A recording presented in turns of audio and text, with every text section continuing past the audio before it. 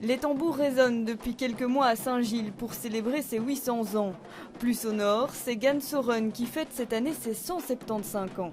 Mais ces communes ont-elles vraiment 625 ans d'écart ?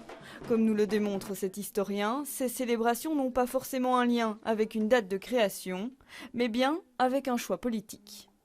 Dans le cas de Saint-Gilles, les autorités communales ont décidé de s'appuyer sur un acte de 1216, qui est un acte, qui est une charte de franchise, c'est-à-dire que le duc de Brabant a concédé au village de Brussel, puisque c'était l'ancien nom de Saint-Gilles, une charte qui lui a conféré une autonomie, qui a créé la paroisse, et qui, si vous voulez, a consacré l'existence d'un point de peuplement, mais qui était antérieur.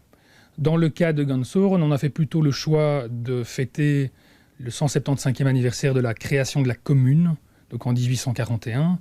Donc voilà, on est là dans deux choix qui, du point de vue des festivités, de la commémoration qu'on veut derrière ces deux événements, se valent tout à fait, mais qui sont différents dans le point de vue qui a été adopté. Pour connaître l'âge des communes, il faut donc consulter des documents historiques. En quelques minutes aux archives de la ville de Bruxelles, il est facile par exemple de trouver des mentions de Gansoren bien avant 1841. Sur ce document-ci, on voit apparaître le mot « Gemeente van Gansoren » sur un document de 1795 qui est un recensement. Ça veut dire que Gansoren a plus que 175 ans. Faisons le calcul, oui.